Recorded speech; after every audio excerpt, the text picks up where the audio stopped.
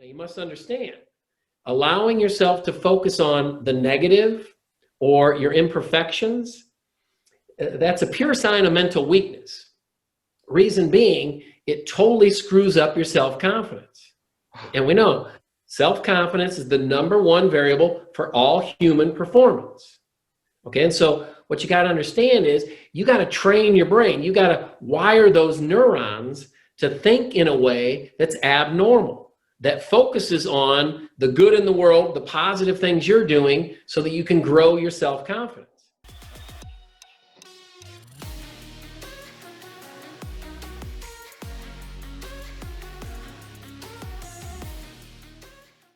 Awesome. So welcome, Jason, to the show. Super excited to have you today. So before we dive into, mental toughness, one thing that would just become super obvious when looking into your work is your intense focus on goals. So can you share with us, first of all, why goal setting is so crucial in our lives, and then the distinction I absolutely love between vision, product, and process goals? Yeah. So I'll say this, in my research, there have only been 2 things that I've come across that I would say, if you're not using these 2 things on a daily basis, there's no possible way you can be performing at your potential. Goal setting is one of them. Just as an aside, visualization is the other one. Okay, so what I tell you is, and I don't say those things lightly. I'm very big into research. If a person isn't using goals, you cannot reach your potential. Now, here's the problem. Most people have been taught and are still being taught the ineffective method of using goals. I'll cover real quick the 3 biggest goal setting mistakes people are making. And Max, people mean well, but I'll tell you this, the research, look, people don't pay me for my opinion. They pay me for factual information. Yes. So I'm really big on science. Now, again, people mean well, and I might say some things that people say, well, I thought that was the way you're supposed to do it. Well, this is why most people are disenfranchised with goals. Most people right now, if you say, hey, we're going to spend 5-10 minutes talking about goals, they're going to roll their eyes and want to go to sleep. I know I would. Okay, and here's why. 3 biggest goal setting mistakes. #1, people are setting way too many goals. You really want to, in any category, so I'd say, I'd give people 2 categories. If I'm coaching someone, I give people 2 categories, personal and professional. And I talk about this in my new book coming out, Relentless Solution Focus. But the key there would be, I'd say, of the goals, you get to set 1 result goal in each category, only 2 categories total. So you could have a professional result goal, and then you could have a personal result goal. An example of a professional result goal might be, I want to make $100,000 this year. An example of a personal result goal could be, I want to lose 12 pounds. Okay? So, but the problem is, people are setting way too many goals. Always know what your most important goal is in each category, at most 2 categories. Second big goal setting mistake, paradox of the product goal. The more you focus on the result, lose 12 pounds, make $100,000, typically the further I am from achieving it. It's called the paradox of the product goal. And here's why. Your brain, and again, this is total science, your brain can only fully focus on one thing at a time. And so if I'm focused on losing 12 pounds, I can't be focused on what causes me to lose 12 pounds. And that's what we call a process goal. So an example, if I was going to use the $100,000, an example of a process goal might be, I need to make 3 outgoing sales calls every morning first thing. If I want to lose 12 pounds, I got to do 30 minutes cardio 5 days a week.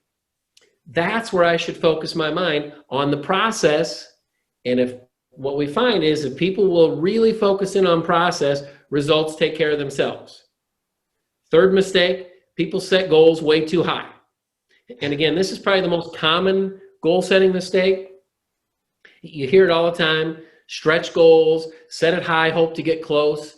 Just so you know, there's no empirical evidence anywhere that would support the idea of set it high, hope to get close, unless it's in periods of time, 3 years or longer. So if you want to set goals, you heard me, or you mentioned vision goals. Vision goals are really those 3 to 5 year goals. Yeah, dream big there.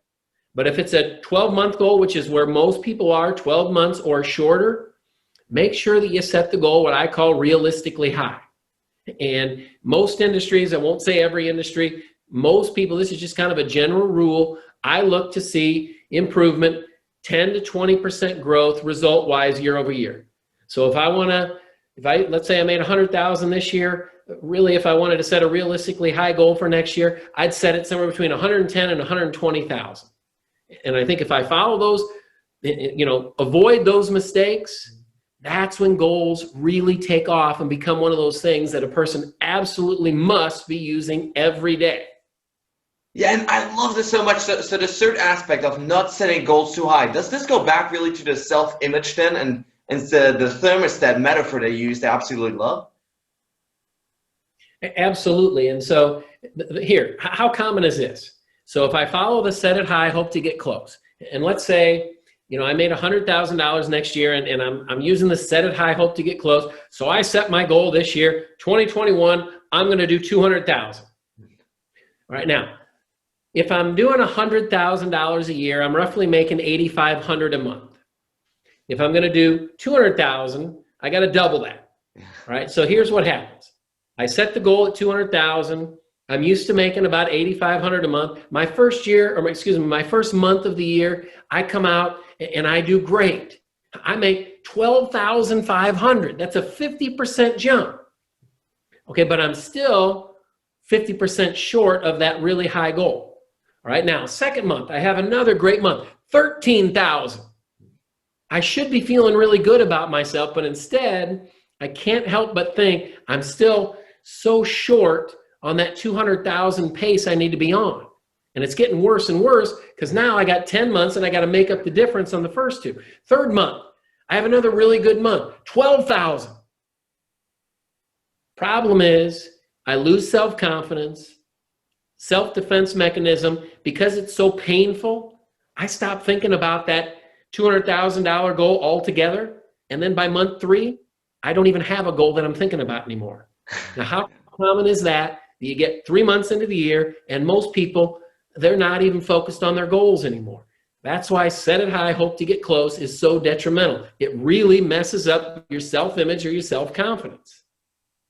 Wow, that is so powerful. It really goes back also to some of the research that you talk about in your book on mental toughness, where you say basically that this research from David Cole from Virginia Tech University, right, that said that 80% of people don't even have goals in the first place. Yeah, and again, I think that's a result of everybody's heard of goals. Everybody at some point has been taught goals. Okay, but most people are disenfranchised. They don't believe in goals anymore because they've been taught the ineffective way to goal set. So they don't work for you. And that's why you have most adults right now walking around, 80% of them, they don't even have goals to start with. Yeah, that is so important. So once people start applying these principles, they have their goals, then another important practice you talk about is this success log or performance evaluation. So why is it so critical to constantly check back in every day and see how am I actually doing in regards to those goals that I've set for myself? It's interesting. I just got off a coaching call and we talked about this very thing. I've had conversations, probably much like you, with hundreds and hundreds of successful people. And when I have a little extra time in my coaching sessions, I like to ask this question. I say, okay, you've achieved a very high level of success. What's the number one reason? And I tell you, 80% of the time, what that answer comes down to is effective self-evaluation. Wow. Okay, now, the success log, and again, this is something, I got a new book coming out January 15th. I cover this in depth. The success log is what I would tell you at this point in time is the most effective, scientifically proven method of self-evaluation. It develops self-confidence, It forces you to focus on process. It focuses you to focus on the most important activities each day. But think about self-evaluation like autopilot in a plane. You know, if you understand how the autopilot in the plane works, it doesn't keep it on track. In fact, every second the plane veers off track, what autopilot does is it just self-evaluates if you're on track, and then it nudges you back. Every second, it's nudging you back on track. Now, we don't have the technology to insert autopilot into our minds and keep us on track with what we've identified as our most important things we should focus on. But what the success log does is, on a daily basis, forces us back on track, gets our mind back to what we really should be thinking about in terms of high-level performance. Wow, I love this. So how do you use that then in your own personal life? Is it just every single evening and sort of day review, seeing how did those process goals work for me? Yeah, let me reach behind the screen here and grab. So this sits on my desk. And if you look at it, I've got my goals. I've got my goals in the front. And then every day, I've got my success log answers, if you will. Wow. Yeah. Okay. Now, I think most people think, well, I've got to do the evaluation at the end of the day. And I used to do it that way. And then, I don't know, I had kids and I'm 50 now, and maybe I'm getting older. Maybe my energy's not as good at the end of the day as it used to be. So I said, hey, this is important enough. I'm going to start doing this in the morning. So my rule is, before I sit down in this chair, or if I'm at my other office, before I sit down in that chair, I've got to fill out the success log. And the good news, it literally takes less than 60 seconds. Yeah. And one part I really love about your work, it's so super practical, and it's not like super time consuming at the same time, meaning people don't need to spend 3 hours a day on these things, but it's really these 60-second things, right? Or the 100-second mental workout that I want to talk about next. They're really super easy to implement in your daily routine. Well, Max, think about where I started my business. I mean, when I started my practice, I only worked with professional athletes. And, you know, I hung around athletes my whole life, and I knew, number one, if I made it complicated, they weren't going to have any part of it. Okay. And number two, if it was time consuming, those folks had so much of their time already being monopolized. The last thing they were going to do is let a person like me come in and monopolize another 30, 40, 50 an hour of mental training. So I worked very, very hard at prioritizing, you know, and here, this is, I think, an important thing for people to hear. I consider, after studying so many of these successful people, prioritizing to be the single most underrated skill of those who are most successful. Pardon me. And to become good at prioritizing, you really must be great at deprioritizing. So what I've tried to do with my work is figure out, okay, I've learned all this information. You know, I went to school. As long as you can go to school, I went to school. Imagine the information. Now, it's my job, if I'm going to be effective as a professional, it's not my job to teach you everything I know. I must resist that temptation. Instead, what I must do is I must think, what are just the absolute most important things I've learned? And that's what I've tried to do when it comes to mental training for people, is just boil it down. First of all, let's keep it simple, and let's take the just smallest unit of time absolutely possible. And I'll tell you, again, 3 minutes a day is all you need to effectively mentally train yourself for absolute mental toughness. 3 minutes a day or less. Yeah. Well, you know, I absolutely love that. And I think it really speaks to this uber practicality of everything that you do. So can you share with us this 100-second mental workout? Can you walk us through some of those steps and how our listeners can start applying that in their lives? Yeah, so the mental workout was really, when I started with the St. Louis Cardinals, it was really what got me the job with the Cardinals. And I'd say this, when I first started my practice, this mental workout is what took me from a graduate student to one of the top sports psychology consultants in the world. And the reason being, it's simple, it's totally science-based, Doesn't take much time. For us in the business world, 1 minute and 40 seconds. And most important, it works. Yes. It gets your brain focused on the right things. Remember this little phrase. Now, this is not my quote. This is a long-time scientific quote for cognitive neuroscience, but it always runs through my mind. Neurons that wire together, fire together. Neurons that wire apart, fire apart. And if you let the brain do what's normal, the brain's going to focus on the wrong stuff. You're going to wire a lot of the wrong stuff for high-level performance. That's why you have high-level performance is so unique. Most people don't know how to get their brains trained for high-level performance. Well, what the mental workout does is it trains the brain for high-level performance. I'll give you an example. It's totally normal for a person on any given day to do 100 things right and one thing less than perfect. Okay, now, it's also totally normal when that person's thinking about their day, when they're evaluating, they're focused on that one imperfection. Now, you must understand, allowing yourself to focus on the negative or your imperfections, that's a pure sign of mental weakness. Reason being, it totally screws up your self-confidence. And we know self-confidence is the #1 variable for all human performance. Okay, and so what you got to understand is you got to train your brain. You got to wire those neurons to think in a way that's abnormal, that focuses on the good in the world, the positive things you're doing so that you can grow your self-confidence. All right, so the 5 steps of the mental workout, and again, takes 1 minute and 40 seconds. First thing is called the centering breath. All you do is breathe in for 6 seconds, hold for 2, breathe out for 7. The rationale behind this, when any person goes into a performance, so if you're a baseball player, obviously you step into the batter's box, business person making a sales call, going into a meeting, could be for a parent, having a conversation with a child. Anytime we go into a performance, our natural biological state, what happens is our heart rate elevates. Now, the problem with the heart rate elevating is it sends a signal to the brain to disable itself and to go into fight or flight. It also sends a signal to release cortisol. All those things are horrible for performance. Think about it.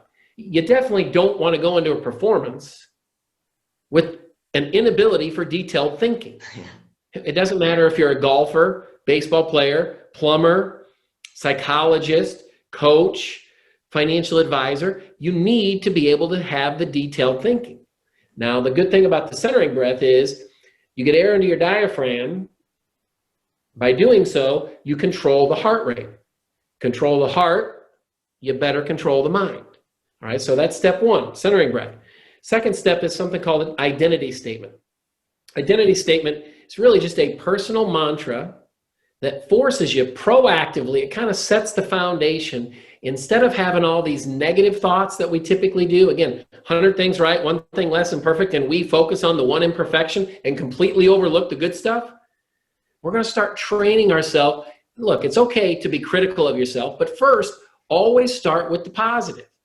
And that's what the identity statement does. It's a proactive, it's a statement, a personal mantra that forces you to focus on your strengths and what you're capable of.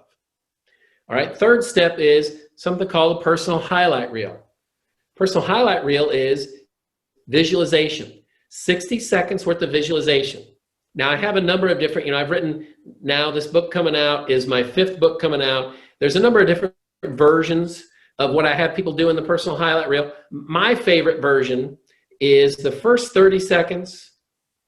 I want you to visualize specifically who and how you want your life to be in 5 years. Get a picture every day of the type of person you want to be in 5 years and the type of life you want to have created for yourself. That's the first 30 seconds. The second 30 seconds is then you visualize the upcoming day. You think to yourself, okay, if 5 years from now, I'm going to actually be living that life, not just professionally speaking. Certainly you want to include the most important things, your physical health, how you want to feel about yourself. Yes, professional aspect, where you want to be professionally. Also, where do you want to be with your personal relationships? Okay, so then I think to myself in the upcoming day, and I spend 30 seconds and think, okay, if I'm going to get there in 5 years, what are a few of the important things, both personally and professionally, I need to do today to position myself that I'm going to be on track for that? So for example, if I want to be, tripling my income or doubling my income in 5 years, I probably want to see myself making those 3 most important sales calls. If I want to see myself 12 pounds lighter, I probably want to visualize a few seconds of when am I going to get my workout. If I want to have great relationships with my wife, I probably want to visualize getting home from work on time, putting my phone away, and being present. I probably want to visualize things like getting to bed early, making good decisions around happy hour, around mealtime. Okay, so 60 seconds of visualization. Again, the first 30 seconds, where do you want to be in 5 years? The second 30 seconds, what do you need to do today to get closer to that place? 4th step, you do the identity statement again. You just repeat that identity statement again. 5th step, you take one more final centering breath. 1:45 steps in total. Wow, I absolutely love this process, especially this idea of, first of all, changing our biology. Because I think that's usually what's standing in the way, right? When we're feeling anxious, when the heart starts pounding, right? So like we oftentimes try to think our way out of these things, when the easiest thing is just taking a couple deep breaths and really, like you say, like centering yourself first, so then the psychology afterwards can come in and really do that. Yeah, so Max, let me say something here, because you're bringing up a really good point. And I think what a lot of people actually do is they look at mental toughness as some sort of a pep talk that they can give themselves. I'm having a tough day, and so I need mental toughness. Let me just try to pull myself up by the bootstraps. Well, listen, mental toughness is very much like physical toughness. Think about it. I could give myself a pep talk or even listen to the greatest physical trainer in the country talk about how to develop a big, strong bicep. But unless I actually do some of the work, the bicep doesn't get any stronger. And that's the part, and I talk about this very deeply in, again, this next book that's coming out, Relentless Solution Focus. Mental toughness is not a pep talk. You have to do some training. Now, the good news is 3 minutes of training a day can absolutely put you in a position to be one of the most mentally tough people walking on the planet. 3 minutes a day. But to think that you can overcome the normal mental weakness, it's just like thinking, I can have a big, strong bicep without ever going to the gym. I got to do some work. And again, if you did the 3 minutes a day, 3 days a week, what science would tell you, just like with the bicep, you're going to see improvements with the mental toughness, the mental strength. Yeah, that's so powerful. So is there an ideal time of day? Like, is it like in the morning or evening when people should usually start like to really use and apply this? Well, here's what the science says. The best times to do it are the 30 minutes before you go to sleep or 30 minutes after you wake up. Say that the mind is most impressionable in those time periods. But when I'm working with people, I don't worry about perfection. I always kind of think done is better than perfect. Mm-hmm. So if you were a client of mine, Max, I'd say, okay, it might be best for you to do it first 30 minutes or last 30 minutes. Most people choose to do it in the morning. But in the end, I'd say, Max, when is it going to be easiest for you to get it done? Because again, done is better than perfect in many things, and this is one of them. It's just like going in and doing the physical workout. How many times or how many people do you know went and got a perfect physical workout? I work out all the time, and I don't know that I've ever had a perfect physical workout, but I'm still at 50 in pretty good shape. It's not about perfect. It's about get it done. And again, 3 times a week, invest that 3 minutes a day, you're going to have good things happen. Yeah, I absolutely love this. And so you mentioned your new book, Relentless Solution Focus. So can you show us, first of all, the problem-centric thoughts and this challenge that most of us face of constantly facing the past and problems and challenges and focusing all the bad stuff, like you mentioned before, that we've done in the past, and how we can overcome that? Yeah, so again, it's just like what I talked about. It's totally normal. Do 100 things right. Pardon me. One thing less than perfect, and then you overlook all the good stuff and only focus on the negative. That's called PCT. And unfortunately, and this is terribly unfortunate for our species, The human brain is built in a way where that's totally normal. We're wired biologically to focus on PCT, and it goes back to hundreds and hundreds of years ago for survival. You know, we used to have that PCT thought on the front of our mind all the time to protect us from all those dangers that were right around every corner. You know, and these days, we don't see many saber-toothed tigers running around. In fact, what we know is science, even in this year 2020, where we've had such a crazy year, this is still the healthiest, the safest time for human beings to live. Okay, so the PCT, although hundreds and hundreds of years ago was very effective for survival and keeping us as a species alive, it's really now very, very counterproductive for our personal experience and achieving high-level success, achieving our potential. But again, remember, neurons that wire together, fire together, neurons that wire apart. So although, yeah, PCT is biologically ingrained in all of us, we can retrain the brain.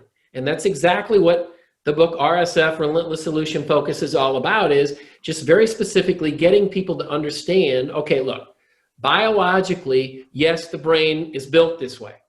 But the good news is, and we know this from, it's called neuroplasticity, it's been around for 40, 50 years, people just don't talk about it much, which drives me nuts, because our society right now, more than ever, needs to be focused on solutions. You know, you got a lot of people who are suffering from depression and just completely underperforming on their potential, people who are unhappy. You don't have to be that way. And biologically, you're allowing yourself to be that way because you're not doing any of the retraining. And that's what I mean is, I've worked with my colleague, Dr. Ellen Reed, we worked very hard to make this very simple. You know, it's not like reading a cognitive neuroscience textbook. We've made this very simple in understanding and in the training.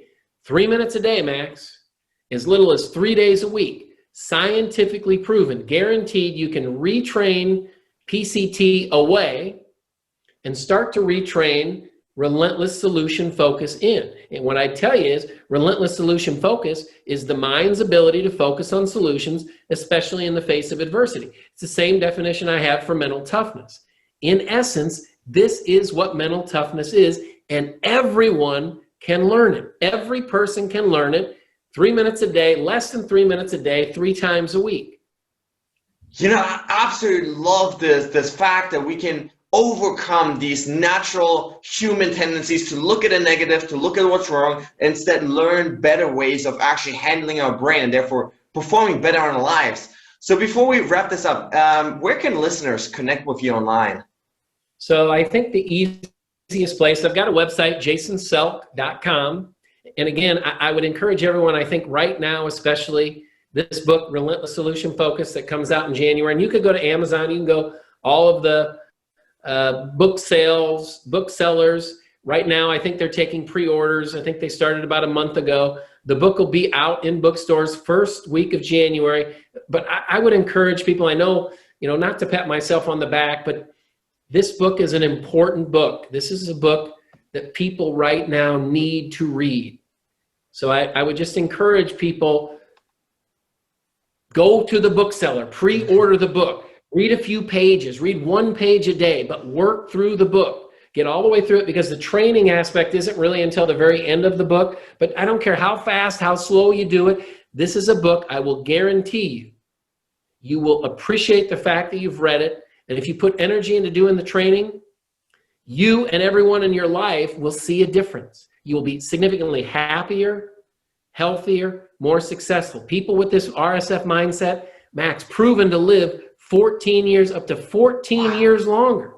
And it's a much better experience of life. This is a book right now people need to read. Our country, our culture, people in the world will benefit from reading this. So please, you know, I normally don't push people to do anything, but this book, please invest some time and start to work through it.